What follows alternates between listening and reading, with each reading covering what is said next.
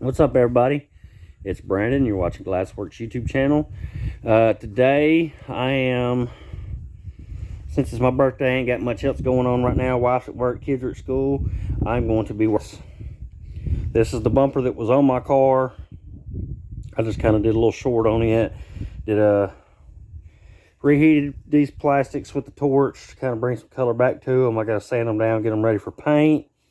But the dog chewed the bumper up, so I got to replace the bumper now. That corner.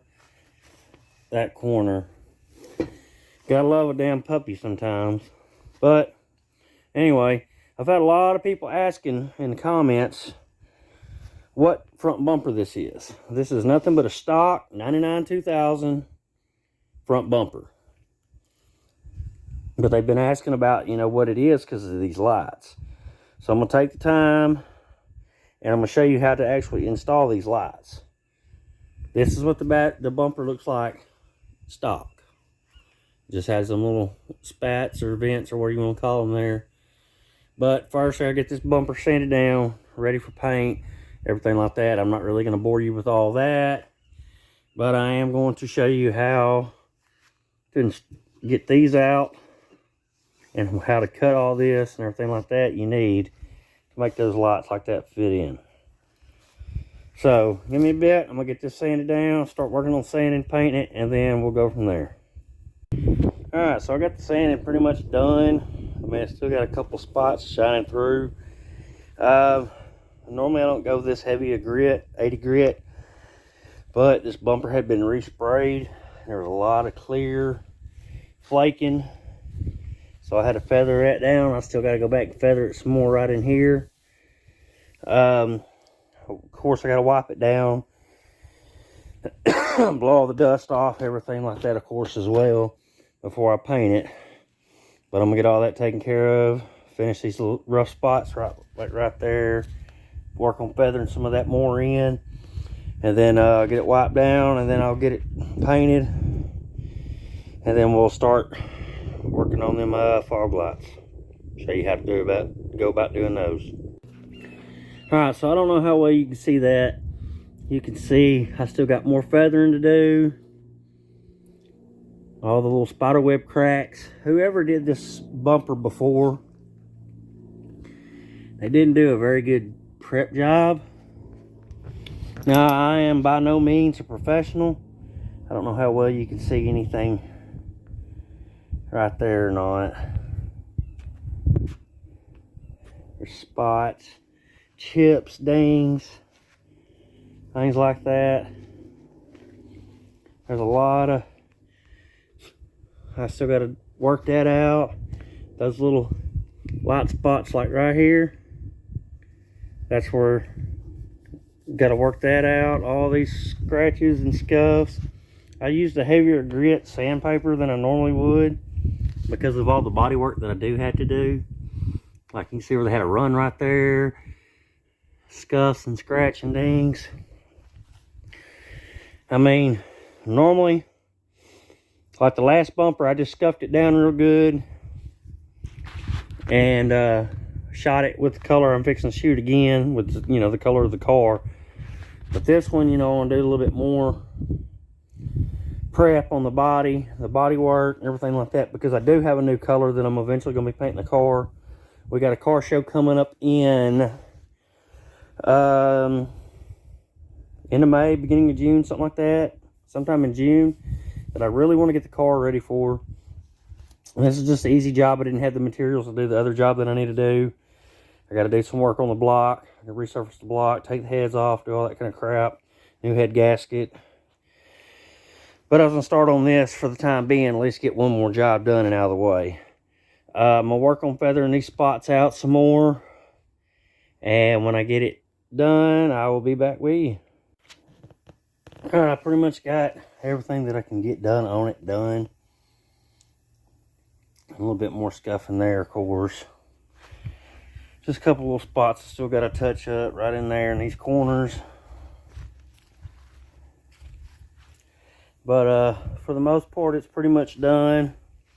Of course, being that it is polyurethane, plastic, whatever you want to call it, it's polyurethane. ABS plastic, something like that. You're going to want to use an adhesion promoter. So I don't have any of that right now. I don't know what I did with my last can of it. I'm just going to wipe this down real good with some isopropyl alcohol, 90% rubbing alcohol. Get it wiped down real good. See if I can find my adhesion promoter. It'd work better if I had some high build primer, because some of those spots are chips. I don't have enough tools to work all that out right now. I'm not really going to spend that much time on it.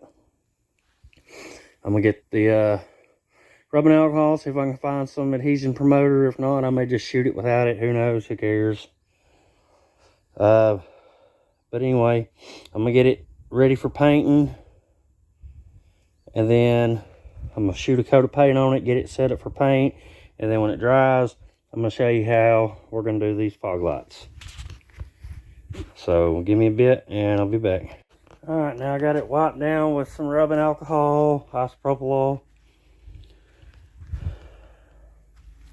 And it's still not perfect, but it's ready for primer, adhesive promoter, whatever else I decide to put on it. I may not go through all that stuff this time, because I do plan on repainting the whole car. So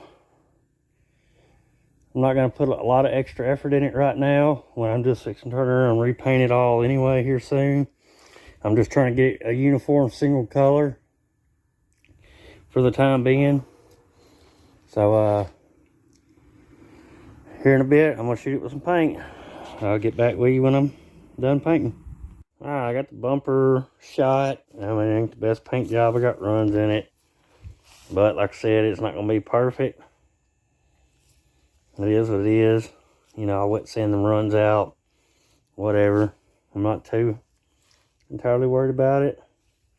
I still got to put the lip on. Of course, I got to cut that out. I mean, there's still work that could be done to it to make it look a little bit better. Of course, it's not really going to match the car, because the car's faded compared to this. So, I mean, I'm not just trying to be 100% perfect with it. But I got the coat, 2 coats on it, whatever. So, I mean, it is what it is for now. Let this paint dry, and then we'll get back and get working on the fog lights probably tomorrow. Alright, everybody, so we're back here. This is the old bumper. I'm going to show y'all how y'all need to cut it.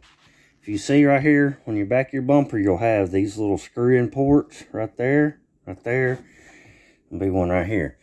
That is so these brackets like this for your lights can screw in. They'll sit in there just like that, and they'll screw down to them holes. So what you want to do is you want to go around the outside edge of this, and to come just kind of right past this, kind of go straight up, and you just want to cut this pocket out. As you can see on right here, you'll just want to go right along the bottom here, so far right past that screw hole, and cut back out and around that edge. You can use your Dremel, you can use a grinder if you want to, Sawzall, just whatever you got.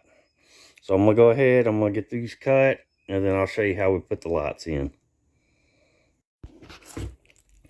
Alright, you can see I got it cut out now. I just got to clean the edges up. It's nothing rough. I mean, they're just rough edges. There's nothing really to worry about. You'll just cut it up like that, and then your bucket will sit in there just like this. And of course, this bucket will mount into this. There's a little tab right there that this tab right here will mount into this slot right there. So what you'll do is you'll get your light set in. Let me figure out my up from down right now, and we'll get it situated. Give me just 1 second. Alright, now after I got through fumbling with it and everything like that, this bracket, I don't know why it was shaped like that. I guess it's because you got to adjust it for the bumper. And then you use the first hole there, that hole, and then the bottom one screws in to this bottom hole that'll be right here on the bumper. This is going to be the passenger side, which I still have to cut out. But the bracket will sit just like this. Now all you got to do when you get over here to this side is you'll slide this in from the front and it'll screw in to right here in this little hole. Let me flip this over and I will show you all that. Give me just 1 second.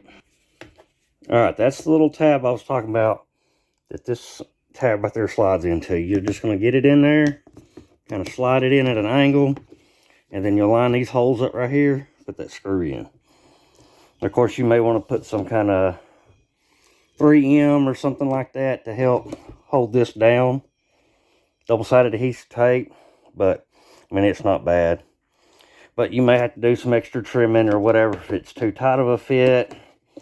But remember, cut your hole small, not too big. Because if you take too much out, you can't go back. Let me get this in here and I'll be right back. Alright, there it is installed with the screw in. Of course, I might have to trim mine out a little bit more because it's not going to sit flush. So I'm just going to trim a little bit more in here on the bumper. And then I'm going to get it set flush and then we'll do the other side. So I'm going to get this taken care of and then I'll be back. Alright, I got this side done now. If you can see on the bottom, I got a slight gap. If you want to avoid that, just trim up more close to the edge. Instead of trimming down here flat with that, just go up a little bit. Maybe along the top of that all the way across. And then you can still trim along this right here. All the way down and just stay even with the top of that. To avoid having that little ledge. So I'm going to trim this up and I'll be back. Alright, as you can see now, I've got passenger and driver's side fog light in. Of course, you may have to bend on the brackets a little bit to suck these housings back, but also is why I said use some 3M tape to suck them in there tighter. But other than that, that's all it takes to put those fog lights in. Now, as far as wiring goes, depending on what kit you got, some of the kits have an actual plug on them that will actually plug into a spot underneath the dash into one of the, I want to say it's on the fuse box itself. It'll have a factory style connection. It'll just plug in. And then you'll have a ground. And then you'll have a wire that you hook to like your light switch or something like that. When you turn your lights on, the switch will glow. I'll probably do a wiring video next just to show how to wire it up. But that's it on the fog lights for right now. Anyway, questions, comments, anything like that, just let me know. Do me a favor if you don't mind, like, comment, subscribe. We're trying to grow the channel. We're close to 500 so far. And I got a lot of people that watch the videos that aren't subscribed. Got more people unsubscribed watching than I do people that are. So do me a favor, you know, turn your notifications on, like, comment, subscribe, and, you know, share the videos. You know, it'll help get the channel growing. That way we can do more stuff. I've got more stuff coming on the Honda.